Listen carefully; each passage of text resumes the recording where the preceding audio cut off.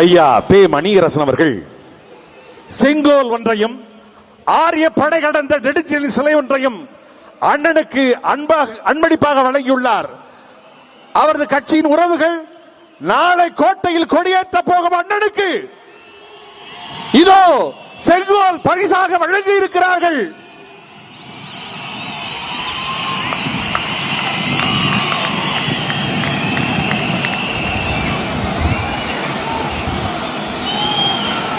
எங்க பாக்கியம் எங்க செங்கோல்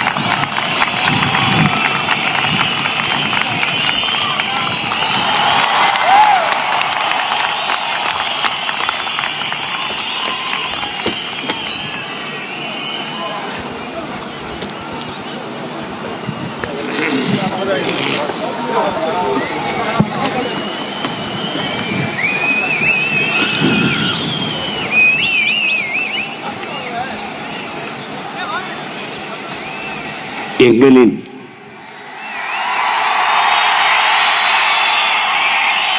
உயிரோடும் உணர்வோடும் கலந்து வாழுகின்ற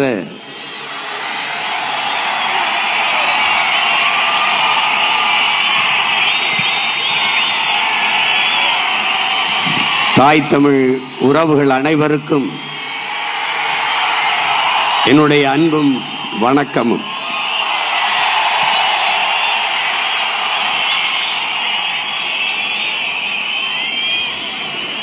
தமிழர் இன வரலாற்றில்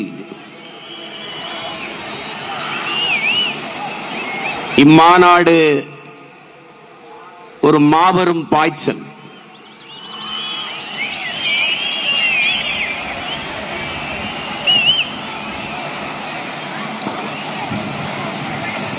தான் சார்ந்த சாதிக்காக கூடிய தமிழன், தான் சார்ந்த மதத்திற்காக கூடிய தமிழன், தான் சார்ந்த கட்சிகளுக்காக கூடிய தமிழன், வணங்குகிற சாமிக்காக கூடிய தமிழன், முதலாக தான் பிறந்த தமிழர் என்கிற இனத்திற்காக கூடியிருக்கிறான் என்பது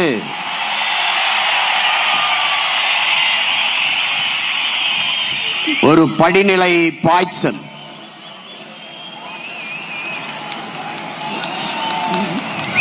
பேரன்பு கொண்டு நாங்கள் நேசிக்கின்ற எமது பெற்றோர்களே, அறிவார்ந்த ஆன்றோர்களே, சான்றோர்களே, நாளைய எம் தமிழ் சமூகத்தை வலிமையான வளமையான ஒரு எழுச்சி மிகுந்த புரட்சிகரமான தமிழ் சமூகமாக மாற்றி படைக்க காத்திருக்கிற இளைய தலைமுறை புரட்சியாளர்களே,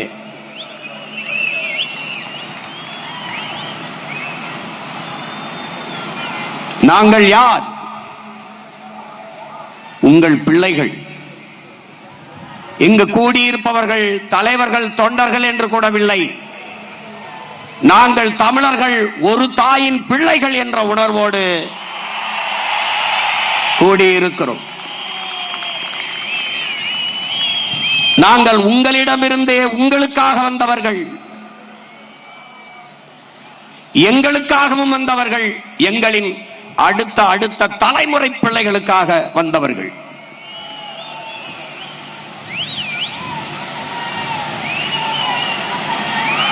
எங்களின் அரசியல் இதுவரை இந்த நில இருக்கின்ற அரசியலிலிருந்து முற்றுமுழுதாக மாறுபட்டது.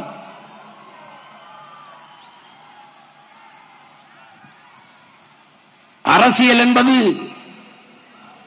ஒரு வாழ்வியல் என்ற புரிதலோடு இந்த களத்திற்கு வந்த பிள்ளைகள் நாங்கள்.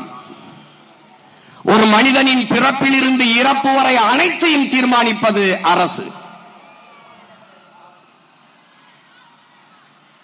அந்த அரசை தீர்மானிப்பது அரசியல். அறிவியல், புவியியல் போல அரசியல் அது ஒரு வாழ்வியல்.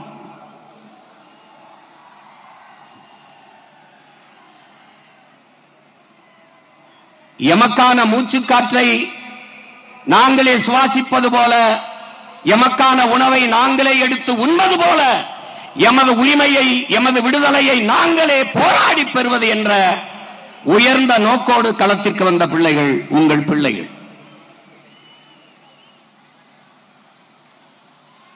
எங்களுடைய கனவு ஆள் மாற்றம், ஆட்சி மாற்றம் அல்ல, ஆட்சி முறை மாற்றம். அதனால்தான் அடிப்படை அமைப்பு அரசியல் மாற்றம் எங்கள் இலக்கு என்ற முழக்கத்தை முன்வைத்து களத்திலே நிற்கிறோம். கட்டிய கட்டடத்திற்கு வெள்ளையடிக்க வந்த சீர்திருத்தவாதிகள் அல்ல, அந்த கட்டடத்தை இடித்துவிட்டு புத்தம் புதிதாக புதிய ஒரு கட்டடத்தை கட்ட வந்த புரட்சியவாதிகள் நாங்கள். வெளிப்படையாகவே அநீதிகளால் கட்டமைக்கப்பட்ட சமூகத்தை தகர்த்து முற்றுமுழுதாக புதிய ஒரு சமூகம் படைப்பதுதான் புரட்சி என்கிறான் இளைய புரட்சியாளன் பகத்சிங். அப்படிப்பட்ட புதிய ஒரு சமூகம்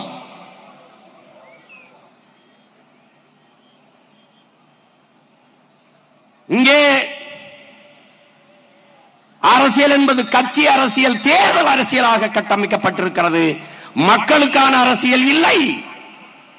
இங்கே செய்தி அரசியல், விளம்பர அரசியல் இருக்கிறது. சேவை அரசியல், செயல் அரசியல் இல்லை.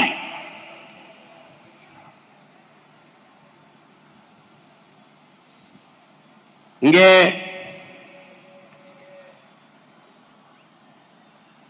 உங்கள் பிள்ளைகள்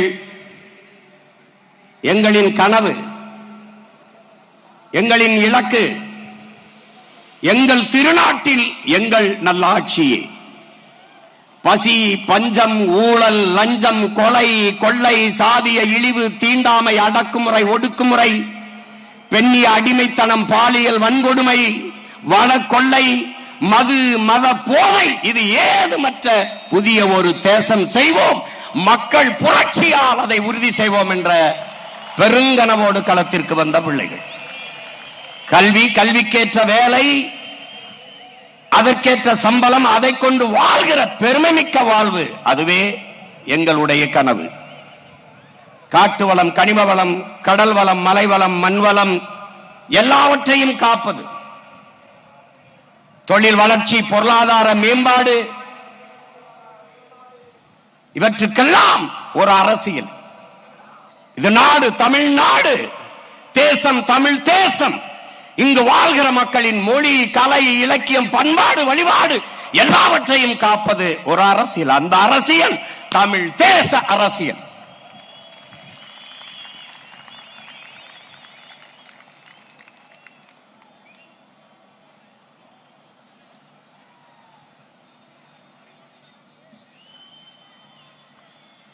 கொள்கை தெளிவு, குழப்பமில்லா முடிவு. அதனால்தான் உலக வரலாற்றிலே என் உடன் பிறந்தார்களே, பேரன்பு மிக்க பெற்றோர்களே, ஒரு அரசியல் இயக்கம் தொடர்ந்து தொடர்ந்து தொடர்ந்து தொடர்ந்து தனித்து தனித்து தனித்து நின்று வளர்ந்து வளர்ந்து வளர்ந்து வருகிறது என்றால் உலகில் நாம் தமிழர் கட்சியை தவிர வேற எந்த அரசியல் கட்சியும் இல்லை.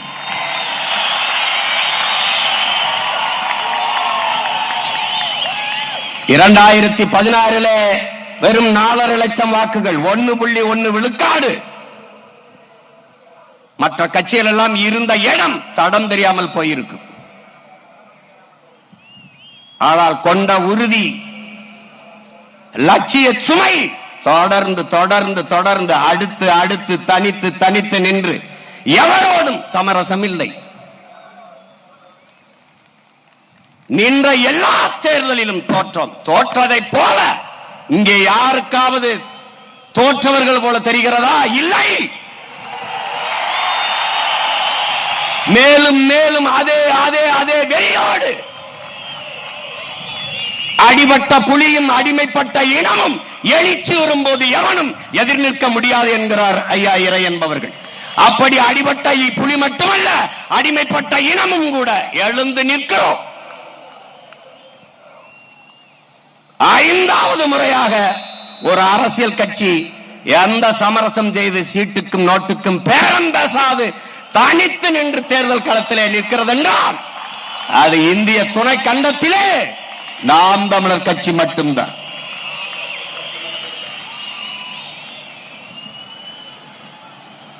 ஏன் தனித்து நிற்கிறோம்? தனித்துவத்தோடு நிற்கிறோம், உயர்ந்த தத்துவத்தோடு நிற்கிறோம், அதனால் தனித்து நிற்கிறோம். இங்கே கூட்டணி என்பது வெறும் சீட்டணி, நோட்டணியாக மாறி இருக்கிறது. கொள்கை இல்லாத அரசியல் பாவம் என்கிறார் அண்ணல் காந்தியடிகள். கொள்கை இல்லாத அரசியல் வியாபாரம் என்கிறார் நம்முடைய தாத்தா தெய்வ திருமகன் முத்துராமலிங்க தேவர் அவர்கள். நாங்கள் வியாபாரம் செய்ய தயாராக இல்லை, அந்த பாவத்தையும் செய்ய தயாராக இல்லை. நாங்கள் செய்ய வந்தது வியாபாரம் அல்ல, எங்களுக்கு வேண்டியது அரசியல் விடுதலை.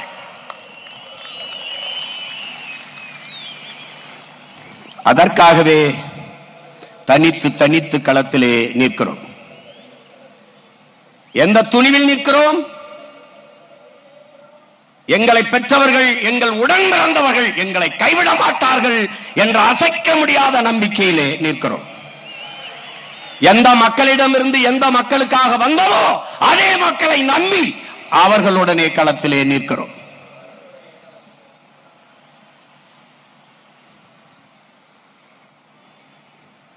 அறிவார்ந்த தமிழ் சமூகத்தின் பிள்ளைகளே,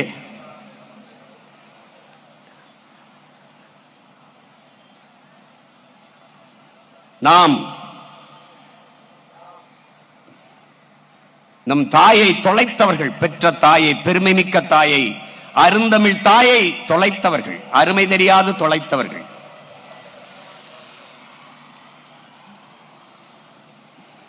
மொழி சிதைந்து அழிந்தால் அந்த இனம் அடையாளம் தெரியாமல் அழிந்து போகும்.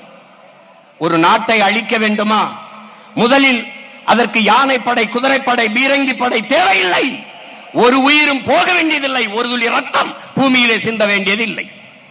பிறகு எப்படி அந்த நாட்டை அழிப்பது?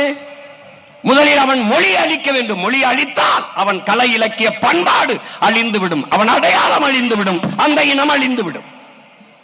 அப்படி என் இனத்தை முற்றுமுழுதாக என் மொழியை அழித்து, என் கலை இலக்கிய பண்பாடு வழிபாடுகளை சிதைத்து அழித்து என் இனத்தை அழித்து முடித்து விட்டார்கள். தமிழன் நாட்டில் தமிழ் இல்லை, ஏட்டில் இல்லை, அதிகாரத்தில் இல்லை, ஆட்சியில் இல்லை, பேச்சு மொழியாக இல்லை, வழிபாட்டு மொழியாக இல்லை, பயன்பாட்டு மொழியாக, பண்பாட்டு மொழியாக எந்த இடத்திலும் என் தாய்மொழி இல்லை.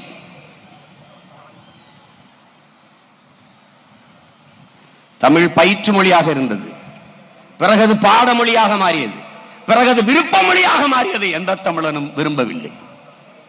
என் தாய்மொழி கண்ணு முன்னாடி சிதைந்து அழிந்து போனது. மணக்க வரும் தென்றலிலே குளிராயில்லை, தோப்பில் நிழலாயில்லை, தனிப்பைதான் துன்பம். இது தமிழகத்தின் தமிழ் தெருவில் தமிழ்தான் இல்லை என்று வருந்தி பாடினான் நம் புரட்சி பாவலன்.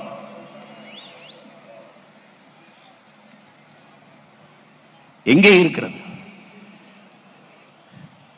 ஸ்ட்ரீட் இருக்கிறது, தெரு இல்லை, நிலச்சாலை இல்லை, அவென்யூ இருக்கிறது, விரிவு இல்லை, பிரிவு இல்லை, செக்டர், எக்ஸ்டென்ஷன். நாட்டில் இல்லை தமிழ், நாட்டில் வாழாத தமிழ் நாட்டில் எப்படி வாழும்? தொடர்ச்சியாக தொடர்ச்சியாக ஒரு நிமிடம், ஒரு நொடி, கொஞ்ச நேரம் கூட தமிழ் பேச என் இன சொந்தங்களுக்கு வரவில்லை. சரிபாதிக்கு மேலே ஆங்கிலம் கலந்து கலந்து தமிழர்களாக மாறிவிட்டார். 1800 ஆண்டுக்கு முன்னாடி தமிழோடு சமஸ்கிருதம் கலந்து கன்னடர்கள், 1600 தமிழோடு சமஸ்கிருதம் கலந்து தெலுங்கர்கள், 15ஆம் நூற்றாண்டிலே தமிழோடு சமஸ்கிருதம் கலந்து மலையாளிகள், பிறகு துளு. இப்படி கலந்து கலந்து நம் தாய்மொழியை பேசி பேசி பல மொழிவெளி தேசியனங்களாக பிரிந்து சென்று விட்டோம். இப்போது இங்கே தமிழர்கள் இல்லை, நாம் தமிழர்கள். அப்ப இந்த நிலையில் சிதைந்த அழிந்து கொண்டிருக்கிற என் தாய்மொழியை மீட்டுருவாக்கம் செய்து மறுபடியும் என் இனத்தை உயிர்ப்பிக்க வேண்டிய கடமை இங்கே கூடியிருக்கிற ஒவ்வொரு மாண தமிழ் பிள்ளைக்கும் இருக்கிறது.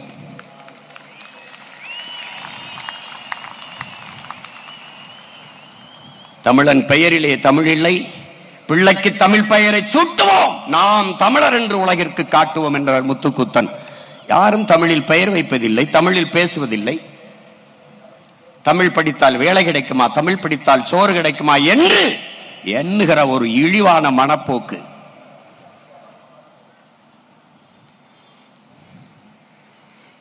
தேவாரம், திருவாசகம், திருப்புகழ், திருமுருகாற்று படைத்த தெய்வ தமிழ் செத்து போனது.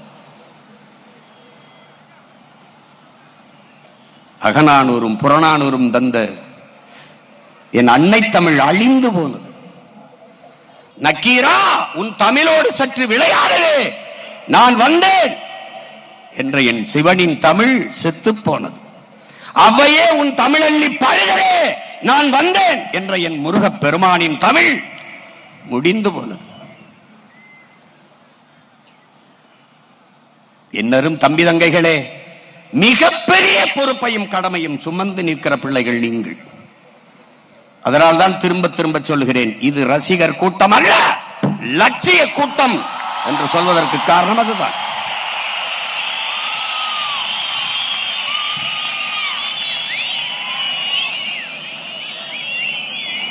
திரை கவர்ச்சியா, இன எழுச்சியா?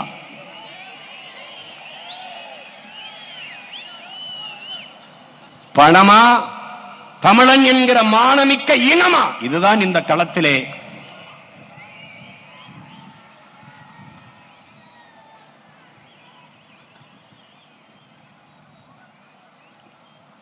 அறிவார்ந்த தமிழ் சமூக தம்பி தங்கைகளே, என்னரும் சொந்தங்களே, தமிழ் மீட்சியே தமிழர் எழுச்சி என்கிறார் நம்முடைய தாத்தா மொழி ஞாயிறு தேவநேய பாவாணர் அவர்கள். தமிழ் மீட்சியுற வேண்டும், தமிழர் எழுச்சியுற வேண்டும்.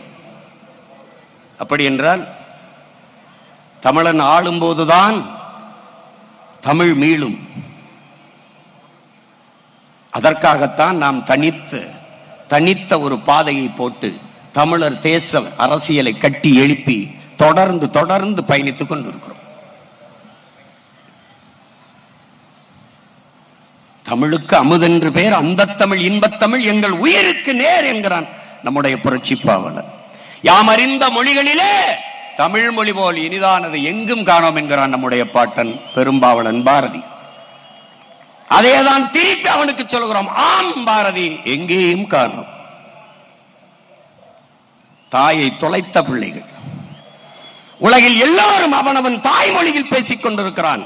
நாம் அந்த மொழிகளின் தாய்மொழியில் பேசிக் கொண்டிருக்கிறோம். அந்த திமிர், அந்த பெருமிதம், ஆகச் சிறந்த இலக்கிய வளமையை கொண்ட ஒரு மொழி தமிழ். நன்கு கட்டமைக்கப்பட்ட உலக மொழிகளில் முதன்மையான மொழி தமிழ். சீர், சந்தம், யாப்பு, அசை, தொடை என்று நன்கு கட்டமைக்கப்பட்ட மொழி தமிழ். ஆங்கிலம் இறைமகன் இயேசு பிறந்த 500 ஆண்டுகளுக்கு பிறகு வந்தது ஆங்கிலம். ஆனால் 5000 ஆண்டுகளுக்கு முன்பே தமிழனின் தொன்மை இலக்கண நூலான தொல்காப்பியம் இருக்கிறது என்றால் எவ்வளவு தொன்மையான ஒரு மொழியின் பிள்ளைகள் நாம் என்பதை அறிவு சமூகம் அறிய வேண்டும். அடுத்தவன் மொழி அறிவென்று கருதி என் அன்னை தமிழை அழிய கொடுத்தோம். அடுத்தவன் மொழி எப்படி எனக்கு அறிவாகும்? இந்த கேள்வி ஏன் இவரிடத்திலும் எழவில்லை? ஆங்கிலம் ஒரு மொழி, அது எப்படி அறிவாகும்? எப்படி அறிவாகும்?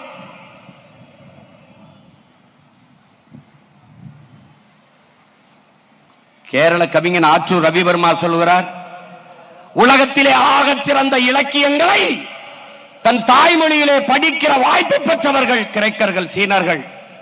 அதையெல்லாம் தாண்டி இந்தியாவில் தமிழர்கள் என்று பதிவு செய்கிறார். அந்த தமிழ் மொழி என் தாய்மொழி, மலையாளத்தின் தாய்மொழி என்பதில் எனக்கு பெருமை என்று பதிவு செய்கிறார்.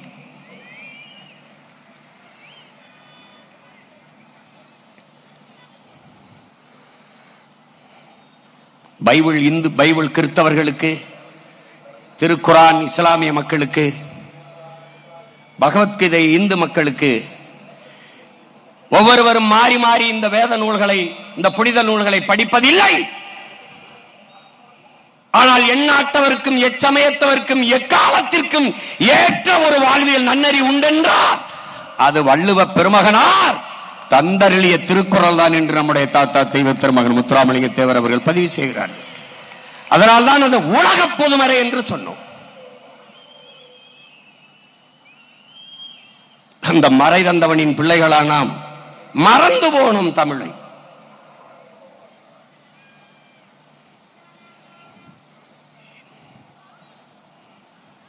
ஒரு பேரெழுச்சி கொண்டு தமிழ் சமூகம் எழுகிற காலம் இது. நாம் இவர்களை பார்த்து அரசியல் செய்ய வரவில்லை. தான் வீழ்ந்தாலும் சரி என் இனம் எழுந்தால் போதும், தான் செத்தாலும் சரி என் இனம் வாழ்ந்தால் போதும் என்று நின்ற ஒப்பற்ற பெருமரவன் நம்முடைய தலைவன் மேதகவே பிரபாகரன் அவர்கள்.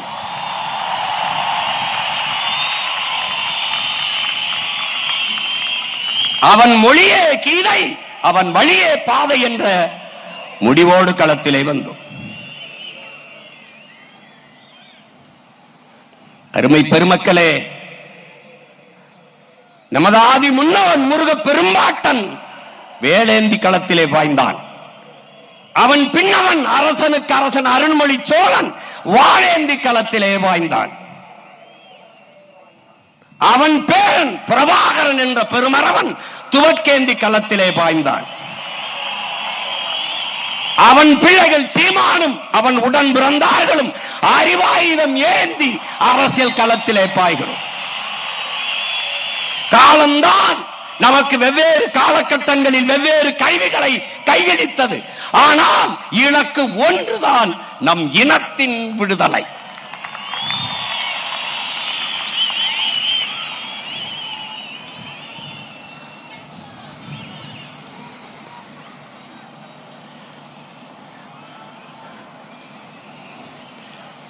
சிதைந்து அழிந்து கொண்டிருக்கிற என் தாய் தமிழை மீட்க, மொழியை பாதுகாத்த இனமெல்லாம் கடுகளவு இருந்தாலும் மலையளவு உயர்ந்து வாழும். மொழியை அழிய கொடுத்த இனம் மலையளவு இருந்தாலும் கடுகளவு சிரித்து வீழும் என்கிறார்கள். நாம் வீழ்ந்து விட்டோம். எழ வேண்டும். அதற்காகத்தான் இந்த கூட்டம். மாநாடு என்றால் எப்படி இருக்க வேண்டும்?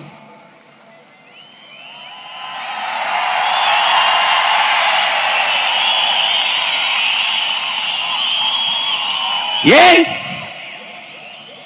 பிரபாகரன் என்ற பெருந்தலைவனின் அரசியல் புரட்சி படை, சீருடை அணியாது கைவி ஏந்தாத கருத்தியல் புரட்சியாளர்கள் இந்த களத்திலே கூடியிருக்கிறார்கள். பல்வேறு நாடுகளில் இருந்து, பல்வேறு மாநிலங்களில் இருந்து வர முடிந்தவர்கள் வந்திருக்கிறார்கள். ஆனால் உலகெங்கும் வாழ்கிற ஒவ்வொரு நாட்டிலும் என் இன உறவுகள் உணர்வு எழுச்சியோடு நம்மை வாழ்த்திக் கொண்டிருக்கிறார்கள். உங்களுக்கு முன்னால் நிற்கிற இந்த மகன் உங்களுக்கு மட்டுமல்ல, உலகெங்கும் பரவி வாழக்கூடிய இன்னுயிர் சொந்தங்கள் ஒவ்வொருவருக்காகவும் பேசிக் கொண்டிருக்கிறேன்.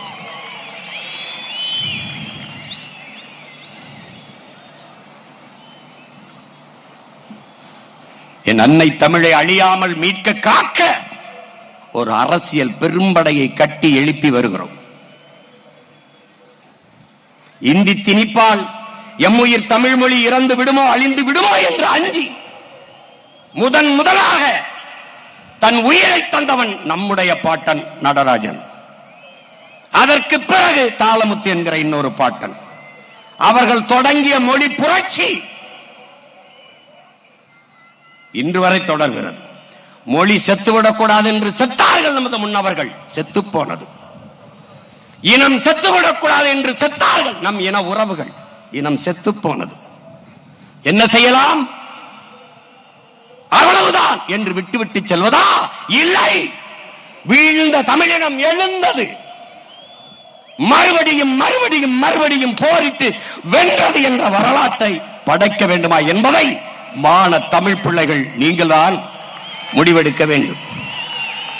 ஈழ தாயகத்தில் இறங்கிய புலிக்கொடி இன்னொரு தாய் நிலத்தில் அடுத்த ஆண்டு ஏற்றப்பட்டது.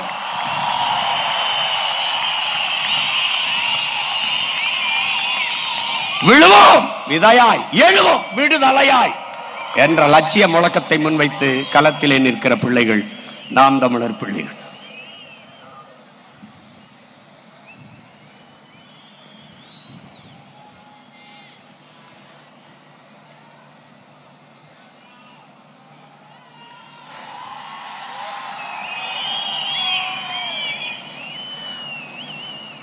உன் மொழி எவ்வளவு பெருமைக்குரிய ஒரு மொழியின் மகன் நீ, எவ்வளவு பெருமைக்குரிய தாயின் மகன் நீ.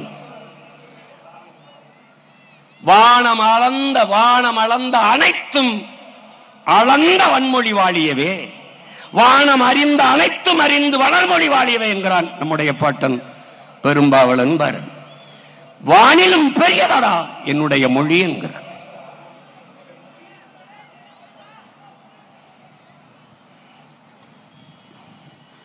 அந்த மொழியை, என் அன்னை மொழியை அழிய விடலாமா என்கிற துடிப்போடும் தவிப்போடும் தான் மீட்க காக்க களத்திற்கு வந்த பிள்ளைகள் நாம் தமிழர் பிள்ளைகள். நாம் தமிழர் கட்சி பதவிக்காக அல்ல, மக்களின் உதவிக்காக. இது மக்களை வைத்து பிழைக்க அல்ல, என் மக்களுக்காக உழைக்க. இது பணத்திற்காக அல்ல, நாங்கள் பிறந்த பெருமை மிக்க தமிழர் என்கிற இனத்திற்காக. பணமும் பதவியும் சீட்டும் நோட்டும் தான் என்றால் அரை விழுக்காடு, ஒரு விழுக்காடு, கால் விழுக்காடு வச்சிருக்க கட்சிக்கெல்லாம் பேரம் பேசி சீட்டும் நோட்டும் ஒதுக்கப்படுகிற போது 8.22 8.5 விழுக்காடு 36 லட்சம் வாக்கு வைத்திருக்கிற நமக்கு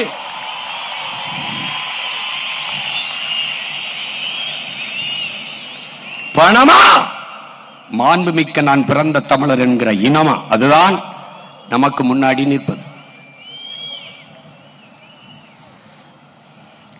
வரலாற்றில் புறக்கணிக்கப்பட்ட இனத்தின் பிள்ளைகள் நாம், மறக்கடிக்கப்பட்ட இனத்தின் பிள்ளைகள். வரலாறு தான் ஒவ்வொரு இனத்திற்கும் வழிகாட்டும். அதனால்தான் நம்முடைய தலைவர் வரலாறு எனது வழிகாட்டி என்கிறார். என் இன வரலாறு தெரியாதவன் நம்மை வழிநடத்த முடியாது. நம்ம ஒரு கோட்பாட்டை, ஒரு தத்துவ நிலைப்பாட்டை ஏற்றுக்கொண்டிருக்கும் என் உடன் பிறந்தவனே. தகப்பன் என்பவன் நம்மை பெற்றவனாக இருக்க வேண்டும், தலைவன் என்பவன் நம் ரத்தவனாக இருக்க வேண்டும். நம் மொழி புரியாதவன் நமக்கு இறைவனாக இருக்க முடியாது. நம் வழி உணராதவன் நமக்கு தலைவனாக இருக்க முடியாது. நம்மின வரலாறு தெரியாதவன் நமக்கு வழிகாட்ட முடியாது. இது நம்ம கோட்பாடு.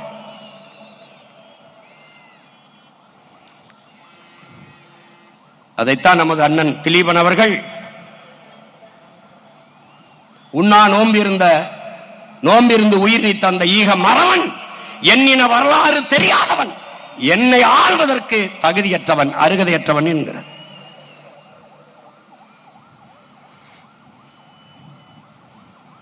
முற்றுமுழுதாக வரலாற்றில் இருந்து புறக்கணிக்கப்பட்ட இனத்தின் பிள்ளைகள் நாம். வல்லபாய் பட்டேலை படிப்போம். நம்முடைய அருமை பாட்டன் செக்கிழுத்த செம்மல் வ.உ.சி.யை படிக்க மாட்டோம், வாய்ப்பில்லை. வீர பெண் என்றால் சான்சி ராணி, நம்முடைய வீர பெரும்பாட்டி மானமரத்தி வேலு நாச்சியாரை படிக்க வாய்ப்பில்லை.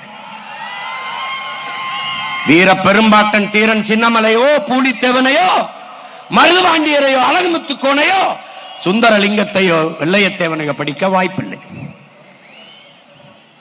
பெரும்பிடுகு முத்தரையரையோ, பண்டார வன்னியரையோ படிக்க வாய்ப்பில்லை. வரலாறு தெரியாதவன் மீள எழ முடியாது. அதனால்தான் வரலாற்றில் தெளிவு வராத எந்த இனமும் எழுச்சி பெற முடியாது என்கிறார் புரட்சியாளர் லெனின். வரலாற்றை படிக்காதவன் வரலாற்றை படைக்க முடியாது என்கிறார் அண்ணல் அம்பேத்கர். வரலாறு என்பது கடந்த கால செய்திகளை சேமித்து வைக்கிற ஏடு அல்ல, அது நிகழ்காலத்திற்கான அடித்தளமும் எதிர்காலத்திற்கான உயிர் தொடரும் என்கிறான் ஹிட்லர்.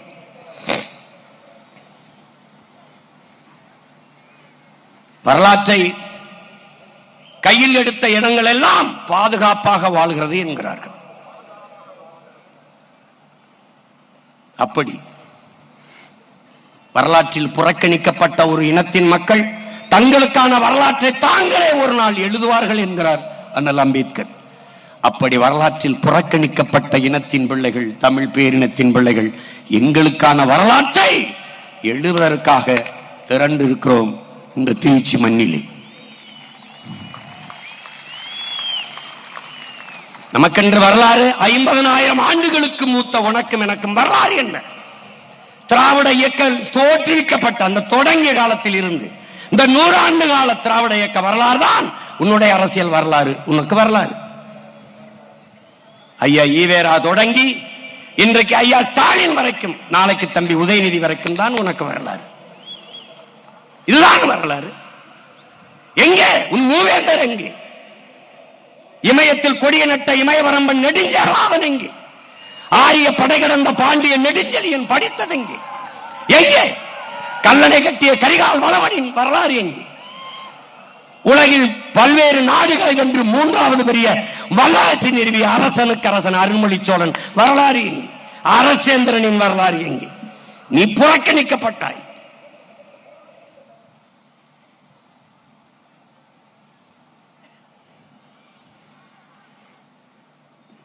அந்த வரலாற்றை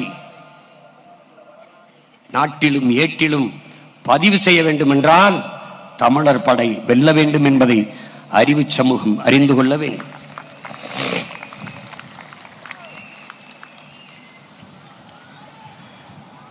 இங்கே இருக்கிற கட்சிகளை நீ ஆழ்ந்து பார். அவர்கள் முன்வைக்கிற அரசியலை உற்று நோக்கு. என் அன்பு பிள்ளைகளே, விழிப்புணர்வு தான் விடுதலையின் முதல் படி என்கிறார் நம்முடைய தலைவர். அந்த விழிப்புணர்வு தான் மாற்றத்திற்கான முதல் படி. என்ன விழிப்புணர்வு? இலவசம். அரிசி இலவசம், பருப்பு இலவசம், வேட்டி இலவசம், எல்லாம் இலவசம். ஆறுதலால் காயங்கள் ஆறுவதில்லை, அழுவதனால் எதையும் அடைய முடியாது, தூறல்களால் பயிர்கள் விளையாது. என் தேசத்தை நாசமாக்கிய ஒரே சொல் இலவசம் என்கிறார் தவ திரு குன்றக்குடி அடிகளார் அவர்கள். இலவசம். 1000 ரூபாய் அம்மாவுக்கு, 1000 ரூபாய் தங்கைக்கு, புதுமை பெண், 1000 ரூபாய் தம்பிகளுக்கு, தமிழ் மகன். இந்த இலவசத்தில் 6800 கோடி இந்த பொங்கலுக்கு கொடுத்த 3000 ரூபாயில் இப்போது கொடுக்கிற இந்த கோடை விடுமுறைக்கு சேர்த்து கை செலவுக்கு சேர்த்து கொடுத்த 5000, அதிலே 6800, 15000 கோடியை இவர்கள் இழக்கிறார்கள். அறிவு சமூகம் இதை சிந்திச்சு பார்க்கணும். இலவசத்தில் இழக்கிற பணத்தை எங்கிருந்து எடுப்பார்கள்? அதான் கேள்வி. இந்த கேள்வி எழுகிற இடத்தில் மாற்றத்திற்கான சிந்தனை, விழிப்புணர்வு. நீங்கள் யார்? பெரிய சோழ பரம்பரையா சொத்த வித்து எங்களுக்கு இலவசம் கொடுக்கிறீர்கள் என்ற கேள்வி எழுமானால் நீ விழிப்புணர்வு பெற்றுவிட்டாய். படிக்க போகிற போது தங்கைக்கு மாதத்திற்கு 1000 3 ஆண்டுகள் படித்து முடித்து விட்டால் 1000 ரூபாய் வராது. அப்ப என்ன செய்யலாம்? என்ன செய்யலாம்? அவளுக்கு படிப்புக்கேற்ற வேலை, வேலைக்கேற்ற சம்பளம், அதை உறுதி செய்வதுதான் நல்ல ஆட்சி முறை. அந்த ஆட்சியை உருவாக்கத்தான் இவ்வளவு பேரும் நாங்கள் இங்கே நாம் கூடியிருக்கிறோம் என்பதை புரிந்து கொள்ள வேண்டும்.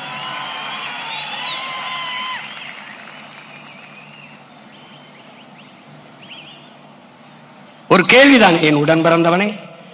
ஆண்டுக்கு சாராயம் வித்து டாஸ்மார்க் வியாபாரம் 50,000 கோடி, பால் 1,50,000 கோடி. இது பால் பொருளாதாரம், இது சாராய பொருளாதாரம். இது உயிரை எடுக்கும், இது உயிரை கொடுக்கும். எந்த பக்கம் நிற்பது? 1,50,000 கோடி பால். பால் வளத்துறை இருக்கிறது, கால்நடைத்துறை இருக்கிறது. கால்நடைத்துறைக்கு அமைச்சர், பால்வளத்துறைக்கு அமைச்சர். பால் இருக்கிற வளம் எங்கே? வளம் எங்கே? கால்நடைத்துறைக்கு அமைச்சர், கால்நடை எங்கே? எங்கே? இந்த கேள்வி எழுமானால் அது விழிப்புணர்வு, அது மாற்றத்திற்கான முதல் படி. உனக்கு எங்கிருந்து பால் வருகிறது? ஆந்திராவில் இருந்து. உனக்கு எங்கிருந்து கை வருகிறது? ஆந்திராவில் இருந்து. எங்கிருந்து கறி வருகிறது? ராஜஸ்தானில் இருந்து. ஏன் நீ ஆடு வளர்க்கவில்லை, மாடு வளர்க்கவில்லை? ஏன் வளர்க்கவில்லை? அதை நடமாடும் வாய்ப்பகம் என்கிறான், மொபைல் பேங்க் என்கிறார்கள். ஒரு ஆடு என்றால் 50,000. அதை வங்கியிலே நிலையான வைப்பு தொகையாய் நீ போட்டிருக்கிறாய் ஒரு ஆடு என்றார். இந்த கேள்விகள் எழுமானால் அதுதான் விழிப்புணர்வு. 1000 ரூபாய் பெண்களுக்கு திமுக, அதிமுக வந்தால் 2000. பெண்களுக்கு இலவச பேருந்து. அதிமுக ஆட்சிக்கு வந்தால் ஆண்களுக்கும் இலவச பேருந்து. இலவசமாக ஒரு பேருந்தை ஓட்டுகிறது ஒரு அரசு. 1 லட்சம் கோடி அந்த பேருந்துக்கு போக்குவரத்து துறையில இழப்பு இருக்குது, கடன் இருக்குது. 1 லட்சம் கோடி கடனை வைத்துக் கொண்டு இலவசமாக பேருந்து ஓட்டுவோம் என்று சொல்கிற ஒரு அரசு அரசா தரிசா என்பதை அறிவு சமூகம் சிந்திக்கணும். இப்ப ஆணுக்கும் பெண்ணுக்கும் இலவசம், ஆனால் ஓட்டுநருக்கும் நடத்துனருக்கும் சம்பளம் இருக்கா இல்லையா? அது எங்க இருந்து வரும்? இதுக்கு எரிபொருள் எந்த காசுல நிரப்புவ? புதிய பேருந்து எங்கிருந்து வாங்குவ? இந்த பேருந்து பழுதானால் சீரமைக்க காசு எங்கிருந்து எடுப்ப? எப்படி? சகிக்க முடியாத மின் கட்டண உயர்வு. அப்புறம் எப்படி மின்துறைக்கு 1 லட்சம் கோடிக்கு மேல இழப்பு? எப்படி நட்டம் வருது? எப்படி நட்டம் வருது? இலவசம் கொடுப்பீர்கள் 10 லட்சம் கோடி கடன். ஒரு குடும்ப அட்டைக்கு 5000, ஆனால் அந்த அட்டையில் 2 லட்சம் ரூபாய் கடன் இருக்கிறது. 5000 வாங்குகிற அம்மா கையிலே 2 லட்சம் ரூபாய் கடன் இருக்கிறது என்பதை அறிவு சமூகம் அறியணும். இதை நீ சிந்திக்க தொடங்கி விட்டால், விழிப்புணர்வு அடைந்து விட்டாய், மாற்றத்திற்கான அரசியல் பிறந்து விட்டது. இவ்வளவுதான்.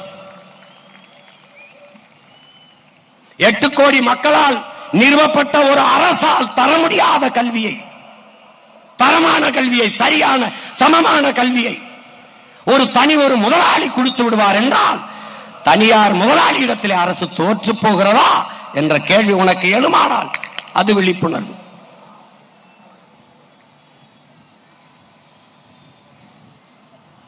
தனியார் முதலாளிதான் அப்பலோ, எம்ஜி ராமச்சந்திரா, காவிரி, இந்த மருத்துவமனை தான் மருத்துவத்தை தரமாக கொடுக்க முடியும் என்றால் அரசு என்ன செய்கிறது? அரசு ஒரு முதலாளி இடத்திலே தோற்று போகிறதா? அப்ப தோல்வி அடைந்த அரசா? ஏன் தரமாக கொடுக்க முடியாது? இந்த கேள்வி எழுமானால் நீ விழிப்புணர்வு அடைந்து விட்டாய். அது மாற்றத்திற்கான அரசியலின் தொடக்கம். இப்ப நாம் எதுக்கு நிற்கிறோம்? 8 கோடி மக்களால் நிறுவப்பட்ட ஒரு அரசால் முடியாததை தனியார் முதலாளி கொடுத்து விடுவாரா? மோதி பார்க்கலாம். தமிழ்நாடு அரசா தனியார் முதலாளியா?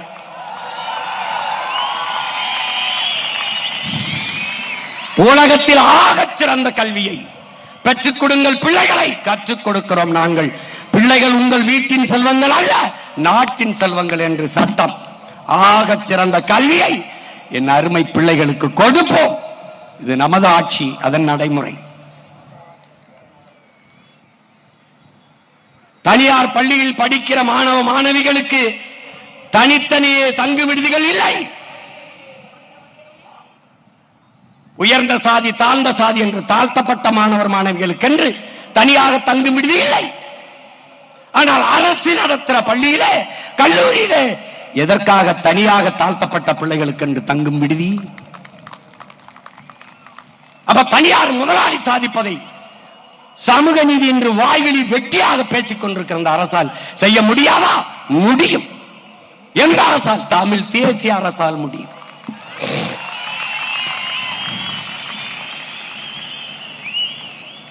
ஒவ்வொன்றிலும் நாம் பேசும்போது இலவசத்தும் வளர்ச்சி திட்டம் அல்ல, வீழ்ச்சி திட்டம். இலவசத்தில் இழக்கிற பணத்தை எங்கிருந்து எடுப்பீர்கள் என்ற கேள்வியை நாம் கேட்கும்போது சிரித்தவர்கள் இன்று நாட்டின் உயர்ந்த நீதிமன்றத்தில் இருந்து நீதிபதி அவர்கள் கேட்கும்போது வாய்மூடி நிற்கிறார்கள். என் அருமை உடன் பிறந்தவனே, நீ கடன் வாங்க போனால் கடன் கொடுக்கிறவன் என்ன கேட்பான்? ஈடு கேட்பான். எதை அடமானம் வைக்கிறாய்? வீட்டையா, நிலத்தையா, எதை அடமான வைக்கிறாய் என்று கேட்பான். இல்ல தங்கத்தையா, எதை அடமான வைக்கிறாய் என்று கேட்பான். ஒரு 10 லட்சம் ரூபாய் கடன் கேட்டு போனி என்றால், வீடு, இந்த வீட்டை வைத்துக் கொண்டு, இந்த பத்திரத்தை வைத்துக் கொண்டு எனக்கு கடன் கொடுங்கள், அப்படிதான் நீ பெற முடியும். 196 லட்சம் கோடி கடன் பெற்றிருக்கிறது இந்திய ஒன்றிய அரசு. தமிழ்நாடு 10 லட்சம் கோடிக்கு மேலே கடன் பெற்றிருக்கிறது. எதை வைத்து கடன் பெற்றிருப்பார்கள்? எதை வைத்து? எதை வைத்து? மக்களின் வளத்தை, மண்ணின் வளத்தை. மக்கள் வளம் என்ன? வரி. மண்ணின் வளம் என்ன? மீத்தேன், ஈத்தேன், ஹைட்ரோ கார்பன், நிலக்கரி, எல்லாம். இதை வைத்துக் கொண்டு 10 லட்சம் கோடி கடன். அடுத்த 5 ஆண்டு ஆட்சி 15 லட்சம் கோடி கடன். அடுத்த 5 ஆண்டு ஆட்சி 20 லட்சம் கோடி கடன். எப்படி இருக்கும் நாடு? கடன் வாங்கி கையெழுத்து போட்ட ஒருவன் வாழ்க்கையில் நிம்மதியாக வாழ முடியுமா என்று அறிவு சமூகம் சிந்திச்சு பார்க்கணும். நீ கடன் வாங்கிவிட்டாலே கடன்காரனுக்கு நீ அடிமை, பொருளாதார அடிமை. கடன் கொடுத்தவன் என்ன சொல்றான் அதை கைகட்டி வேலை செய்கிற வேலையாளாக நீ மாறிவிடுவாய். அதைத்தான் நம்ம ஆட்சியாளர்கள் செய்கிறார்கள். அதனால்தான் நாம் இவர்களை தலைவர்கள் அல்ல, தரகர்கள், புரோக்கர்கள் என்று சொல்ல காரணம் அதுதான். முதல்வர் என்பவர் அகில இந்திய புரோக்கர், பிரதமர் என்பவர் அகில உலக தரகர்.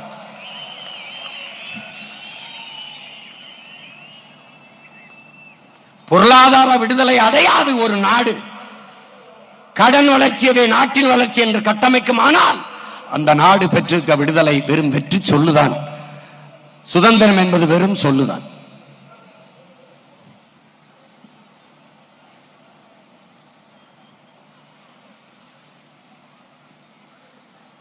இவர்கள் ஆட்சி முறையை பார்.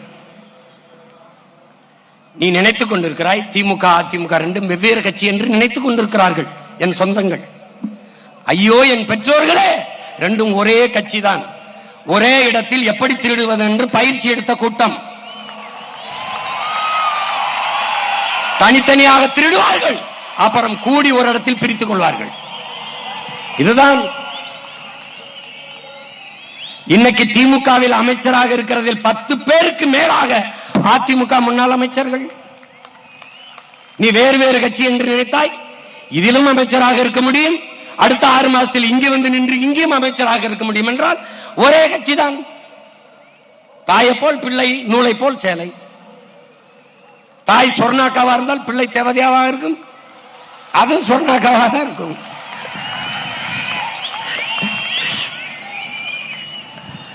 கேட்டால் இது தாய் கழகம் என்பார்கள், அதை சேய் கழகம் என்பார்கள். அப்ப தாயை போல பிள்ளை. எந்த இடத்தில் திமுக அதிமுகவுக்கு மாறுபாடு இருக்கு? ஒன்னு சொல்லு, சத்தியம் பேசுவோம், நம்ம சத்தியத்தை பேசுவோம். எந்த இடத்தில்? இங்க டாஸ்மார்க் இருக்கும், இங்க இருக்காது. இங்க ஊழல் லஞ்சம் இருக்கும், இங்க இருக்காது.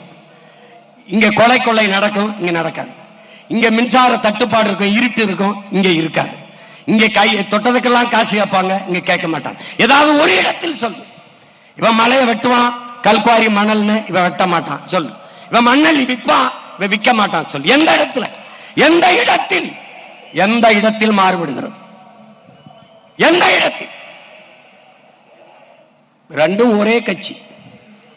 இது திருடர்கள் முன்னேற்றம், அது அனைத்து இந்திய திருடர்கள் முன்னேற்றம். அது கொஞ்சம் பெருசு. இது எந்த இடத்தில்? எந்த இடத்தில்? இவர்கள் கோட்பாடு என்ன? கோட்பாடு என்ன?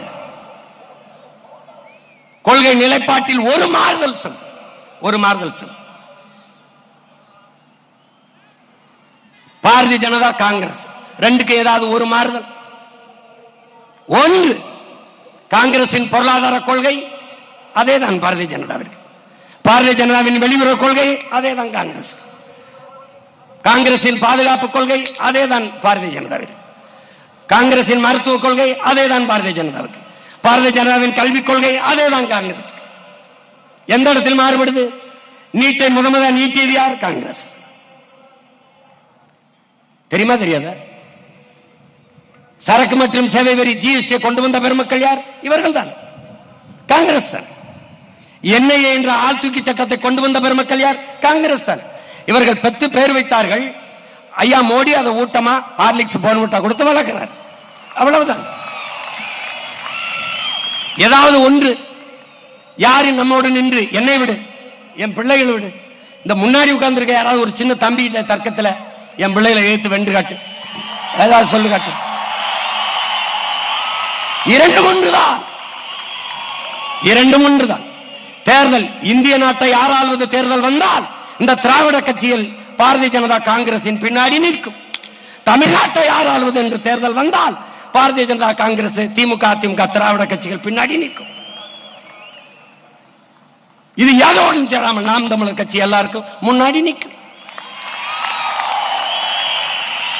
இதுல யாரோடு சேருவாய், யாரோடு சேருவாய்?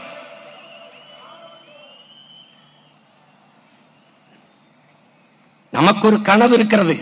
நாம் கால்கள் வழிநடத்தி செல்ற பிள்ளைகள் அல்ல, கனவு வழிநடத்தி செல்கிற வழியில் செல்கிற பிள்ளைகள். உலகத்திலே பல்வேறு மாறுதலை செய்தவன் மனச்சான்று வழிநடத்தியபடி சென்றவர்கள் தான் என்கிறார்கள். நாம் நம் மனச்சான்று வழிநடத்தியபடி செல்கிறோம். அதனால்தான் யாரோடும் சேராமல் தாழ்த்தி கொண்டு வளைந்து கொள்கையை தளர்த்தி பெறுகிற வெற்றியை விட சமரசம் இல்லாது வளையாது நெளியாது இருக்கிற தோல்வியே மேன்மையானது என்கிறான். அடுத்தவன் தோல் மீது ஏறி நின்று நான் உயரமானவன் என்று காட்டுவதை விட தனித்து நின்று உண்மையான உயரத்தை காட்டுவது மேன்மையானது. நாங்கள் ஒரு நிலைப்பாட்டை கொண்டிருக்கிறோம் உடன் பிறந்தார்களே, தற்காலிக தோல்விக்காக நிரந்தர வெற்றியை இழந்துவிடக் கூடாது, தற்காலிக வெற்றிக்காக நிரந்தரமாக தோல்வியை தழுவிக்கொள்ளக் கூடாது என்ற நோக்கத்தை கொண்ட பிள்ளை. 2000 ஆண்டுகளுக்கு முன்பு எங்கள் முன்னவன் கொக்கக்க கூம்பும் பருவத்து மற்றதன் குத்தக்க சீர்த்த இடத்து என்ற குரல்பாவே எங்களுக்காக எழுதியதுதான், எங்களுக்காக எழுதியதுதான்.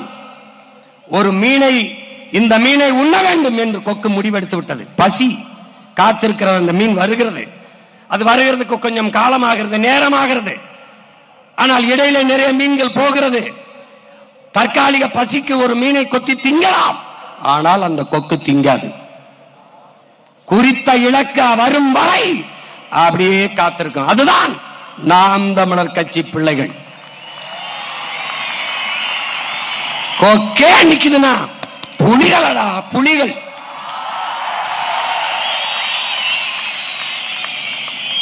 சாப்பாட்டில் தான் கூட்டு, பொரியல், அவியல் எல்லாம், சண்டையில் தனித்துத்தான்.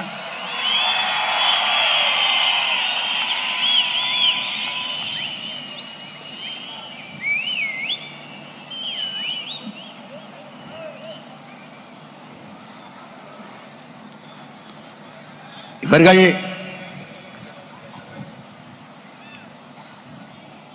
நாம் பேசுகிற அரசியல் இனவெறி அரசியல், பிரிவினை அரசியல் என்று பேசுகிறவர்கள் சொல்வார்கள், இந்த காதில வாங்கி இந்த காதில் விடு என்று. என் பிள்ளைகளுக்கு சொல்வேன், இதை எந்த காதிலும் வாங்காதீர்கள். நாம் உலகத்தில் மிகவும் மாண்பு கொண்ட இனத்தின் பிள்ளைகள். நம் தாய் ஒரு பேரன்பின் தாய், பேரன்பின் தாய். அவளுக்கு யாரையும் பகைக்க தெரியாது. பிறப்பு ஒக்கும் எல்லா உயிருக்கும் என்று சொன்னவள் நம் தாய் தான். பகுத்துண்டு பல் உறவுகள் என்றில்லாது பகுத்துண்டு பல் உயிர்கள் என்று சொன்னவள் நம் தாய் தான். எந்த தாய்? தமிழ் தாய். யாதும் ஊரே யாவரும் கேளி, இந்த உலகம் என்னது, உலகில் உள்ள எல்லா மானுடர்களும் என் உறவினர் என்று சொன்னது என் தாய் தான், என் தாய் தான், பேரன்பின் தாய். அவளுக்கு யாரையும் பகைக்க தெரியாது, பகைத்தால் மிச்சம் வைக்க தெரியாது.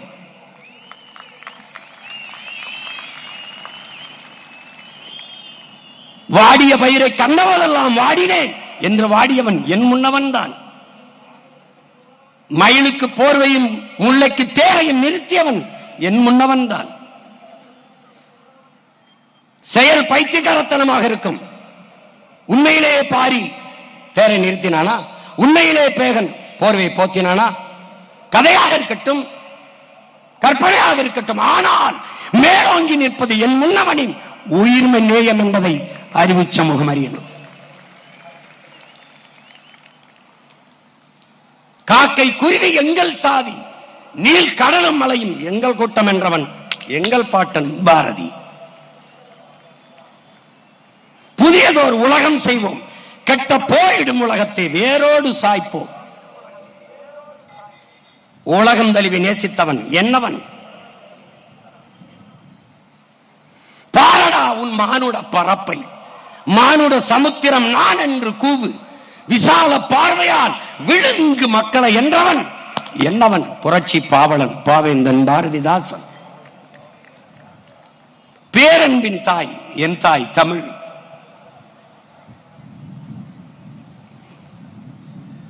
எங்களை போய் இனவெறியர்கள் என்று நாங்கள் செய்கிற அரசியல் இனவெறி அரசியல் அல்ல, இன உரிமை அரசியல், தமிழ் தேசிய இனத்தின் இறையாண்மை அரசியல்.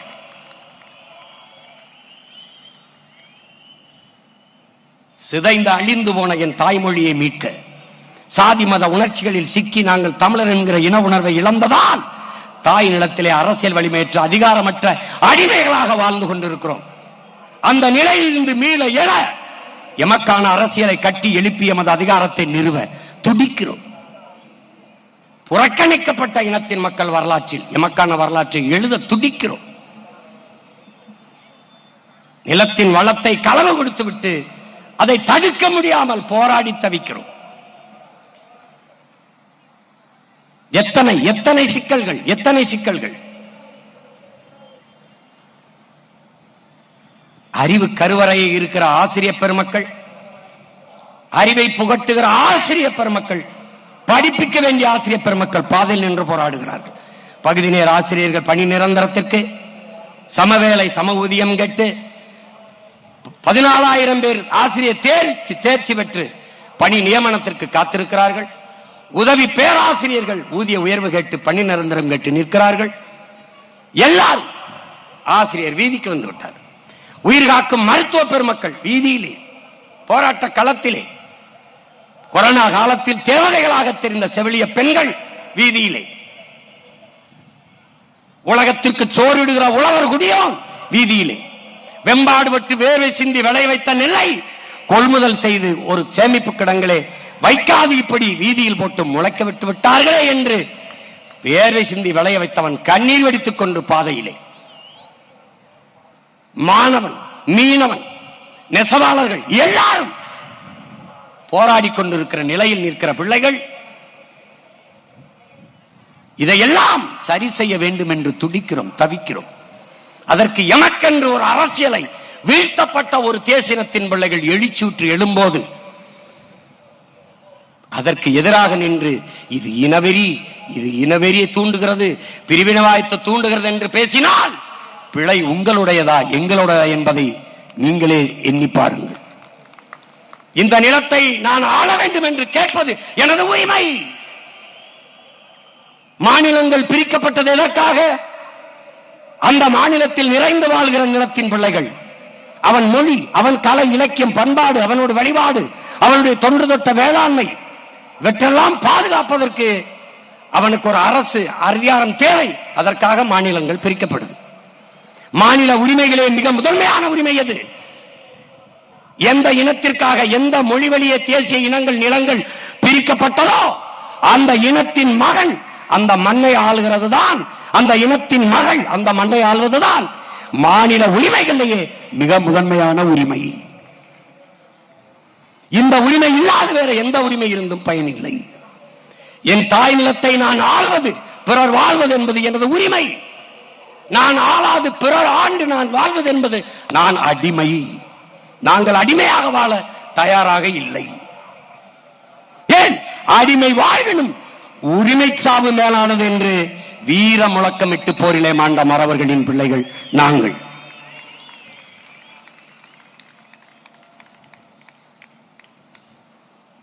அடிமையாக வாழ்வதை விட சுதந்திரமாக சாவது மேலானது. அதுவும் அந்த சுதந்திரத்திற்காக போராடி சாவது அதைவிட மேலானது என்ற முழக்கத்தை முன்வைத்த வீரமறவன் பிரபாகரனின் பிள்ளைகள் நாங்கள்.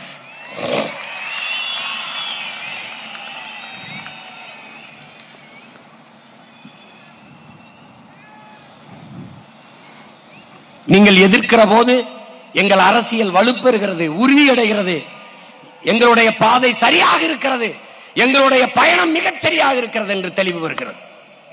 அதான் தொடர்ந்து அந்த வேலையை செய்து கொண்டே இருங்கள். நான் ஆந்திராவை ஆள கேட்கவில்லை. கர்நாடகாவில் 1.25 கோடி தமிழர்கள் நாங்கள் இருக்கிறோம். அந்த மண்ணை ஆளுகிற உரிமை எனக்கு வேண்டும் என்று நான் கேட்கவில்லை. இது என் அன்னை நிலம், என் தாயின் மடி.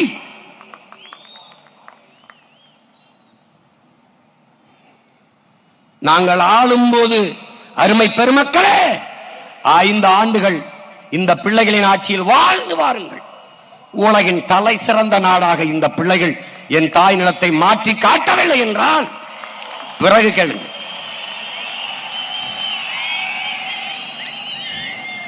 கல்வி சிறந்த தமிழ்நாடு, புகழ் கம்பன் பிறந்த தமிழ்நாடு, வள்ளுவன் தன்னை உலகினுக்கே தந்து வான்புகள் கொண்ட தமிழ்நாடுங்கிறான் எங்கள் பாவலன் பெரும்பாவலன் பாட்டன் பாரதி. அப்படி கல்வியில் சிறந்த தமிழ்நாடாக மாற்றி காட்டுவேன். இது என் தாய் மீது, என் தமிழ் மீது, என் தலைவன் பிரபாகரன் மீது ஆணை. நாட்டின் முதல் குடிமகனுக்கு என்ன மருத்துவமோ அது கடைகோடி மகனுக்கும் கிடைக்க செய்வேன். வேலை இல்லை என்ற சொல்லுக்கு இனி வேலை இல்லை. வறுமைக்கு வறுமை வரும், பசிக்கு பசி வரும். எப்போது? இந்த பைந்தமிழர் ஆட்சியிலே.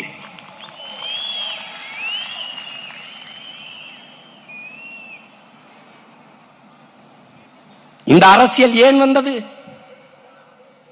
எதற்காக தமிழ் தேசிய அரசியல் இவ்வளவு எழுச்சியாக வேகமாக வளர்கிறது?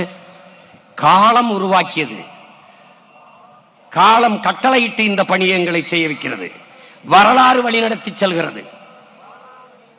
வரலாறு எந்த ஒரு தலைவனின் வருகைக்காகவும் காத்திருந்ததில்லை.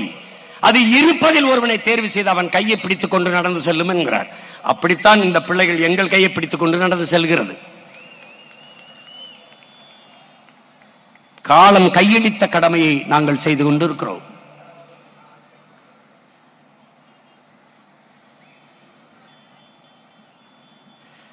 காவிரியிலே எமக்கு உரிய நதிநீரை கேட்கிற போது எல்லாவற்றையும் எடுத்துக் கொள்கிறார்கள். எங்களுடைய நெய்வேலி பழுப்பு நிலக்கரி மின்சாரம் பிரித்துக் கொள்கிறீர்கள்.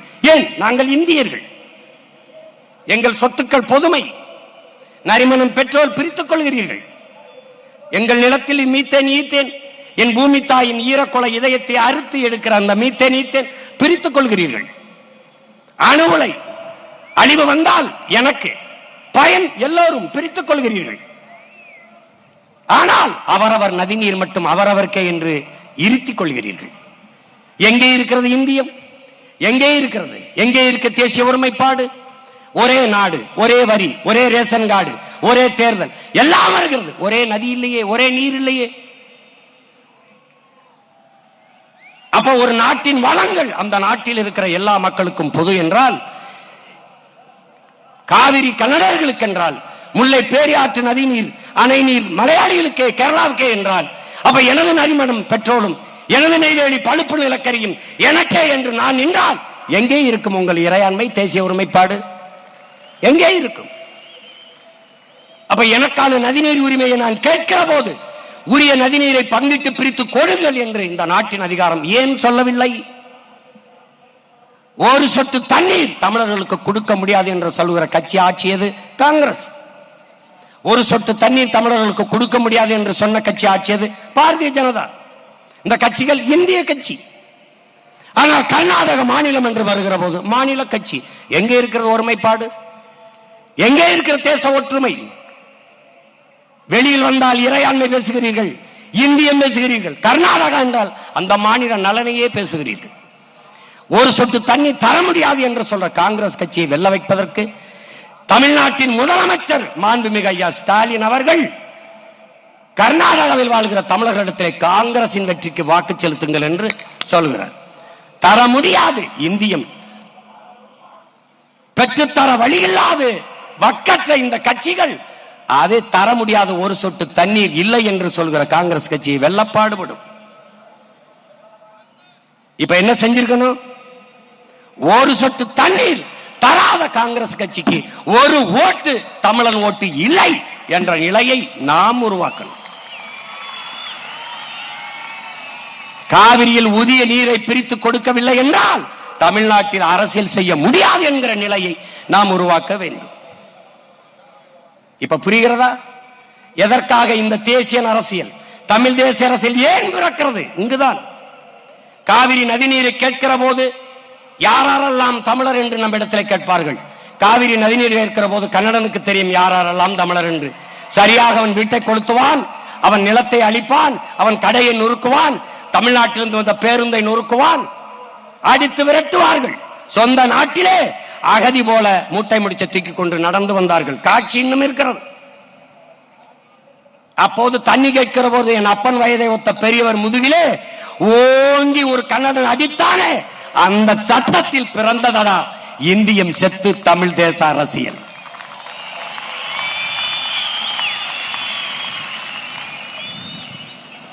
கச்சத்தீவை எடுத்துக் கொடுத்தது யார்? இந்தியம், காங்கிரஸ், அம்மையார் இந்திரா காந்தி. கொடுக்கும் போது ஆட்சியில் இருந்து கைகட்டி வேடிக்கை பார்த்தது யார்? திராவிடம், திமுக, ஐயா கருணாநிதி அவர்கள். எப்படி? கச்சத்தீவு எனக்கென்றால் கடல் தூரம் அதிகம், கச்சத்தீவு அவனுக்கென்றால் அவனுக்கு கடல் தூரம் அதிகம், எல்லை தாண்டி வருகிறான் என்று இதுவரை 850 மீனவனை சுட்டே கொண்டிருக்கிறார். இன்றும் சிறைக்குள் நம்மவர்கள். படகை பறிக்கிறான், அரசுடைமையாக்குறான், ஏலம் விடுகிறான், வலையை கிழிக்கிறான். எப்படி? அப்பனுக்கு முன்பு மகனை, மகனுக்கு முன்பு அப்பாவை நிர்வாணப்படுத்தி அடிக்கிறான். மீனின் அழுக்கு ரத்தத்தை குடி குடி என்று சொல்லி அடிக்கிறான். தன் நாட்டு குடிகளை கொன்று குவிக்கிற ஒரு ராணுவத்திற்கு பயிற்சி கொடுத்து, பணமும் கொடுத்து, ஆயுதம் கொடுத்து, அதை நட்பு நாடு என்று உலகத்தில் எந்த நாடு பாராட்டும்? என் நாடு பாராட்டுகிறது. கச்சத்தீவை கொடுக்கும் போது வேடிக்கை பார்த்து நின்றவர்கள் இவர்கள். கச்சத்தீவை கொடுத்தது தவறு என்று வாதிட்டவன் ஒரே ஒரு வீர மகன் நம்முடைய தாத்தா முக்கைய தேவர் மட்டும்தான்.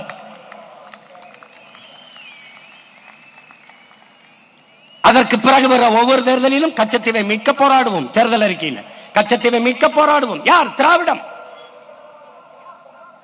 நாம வந்த பிறகு தீவிரமாக மீட்க போராடுவோம். ஒரு தீவிரத்தை சேர்த்துக் கொண்டார்கள். ஏன்?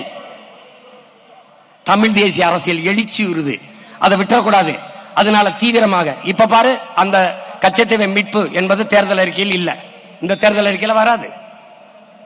ஏன் வராது? கேட்க ஒருத்தர் ஏன் இவ்வளவு நாள் மீட்காம என்ன பண்ணிட்டு இருந்த? 18 ஆண்டுகள் தொடர்ச்சியாக இந்திய அமைச்சரவையில் இருந்த நீ மீட்காமல் என்ன பண்ணி கொண்டிருந்தாய்? கேள்வி வரும். எடுத்து கொடுத்த காங்கிரஸோட எதற்கு கூட்டணி என்ற கேள்வி வரும். ஒரு சொட்டு தண்ணி தர முடியாது என்று சொல்ல காங்கிரஸோட எதற்கு கூட்டணி என்ற கேள்வி வரும். கச்சத்தீவை கொடுத்ததுதான், திருப்பி எடுக்க வேண்டிய பேச்சுக்கு இடமில்லை என்று உச்சநீதிமன்றத்தில் தொடுக்கப்பட்ட வழக்குக்கு பதிப்பளி தாக்கல் செய்தது காங்கிரஸ். பாரதிய ஜனதா ஆட்சியில் இருக்கும் போது இதே வழக்கு, அதே பதில் மனு. எப்படி? கொடுக்கப்பட்டது கொடுத்ததுதான், திருப்பி எடுக்க வேண்டும் என்ற பேச்சுக்கு இடமில்லை. ரெண்டு கட்சியும் ஒரே நிலைப்பாடு. கச்சத்தீவை திருப்பி எடுக்க முடியாது, மீனவர் வாழ்முறையை பாதுகாக்க முடியாது. இந்த நிலைப்பாடு கொண்ட கட்சிகளோடு மாறி மாறி இந்த ரெண்டு திராவிட கட்சிகளும் கூட்டு. அதற்கு இந்த தேர்தலிலே நாம் எல்லோரும் வைக்க வேண்டும் பெரிய வேட்டு.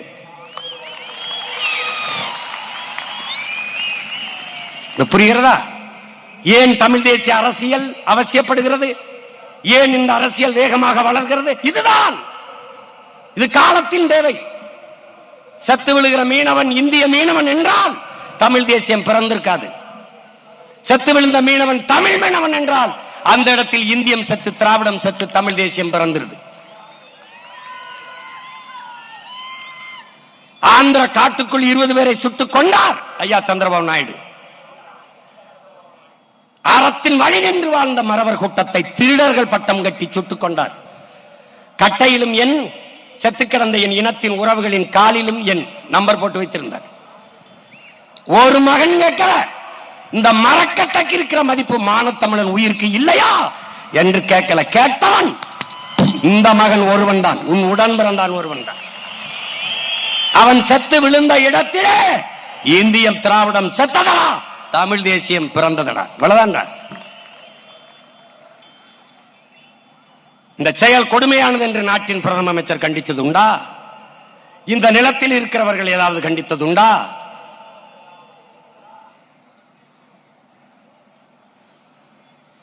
ஒரு தேசிய இனம் 50,000 ஆண்டுகளுக்கு மூத்த இனம். எங்களில் சின்ன சின்ன இனங்கள் எல்லாம் விடுதலை பெற்று பெருமையோடு வாழ்கிற போது 13 கோடி மக்கள் தொகையை கொண்ட பெருத்த மூத்த ஒரு தேசிய இனம் எங்களுக்கென்று ஒரு தனித்த தாயகம் அடையக்கூடாதா, இருக்கக்கூடாதா? ஒரு சுதந்திர அடைந்த ஒரு நாட்டில் சுதந்திர காற்றை நாங்கள் சுவாசிக்க கூடாதா என்ற பெருங்கனவோடு ஈழ தாயகத்தில் எம்முயிர் தலைவன் ஒரு வீரஞ்செறிந்த விடுதலை போராட்டத்தை முன்னெடுத்தார். அந்த போராட்டத்தை பிரிவினவாதம், பயங்கரவாதம் என்று பழி சுமைத்து அழித்து ஒழித்தார்கள். லட்சக்கணக்காக செத்து விழுந்தோம். பச்சிலம் குழந்தைகள் நச்சு குண்டுகளுக்கு கருகி கரிக்கட்டையாக விழுந்தார்கள். கர்ப்பிணி பெண்கள், வயது முதிர்ந்தவர்கள் கொல்லப்பட்டார்கள். ஒரு இனம் சார்ந்தவர்கள் என்று பார்க்க வேண்டாம்,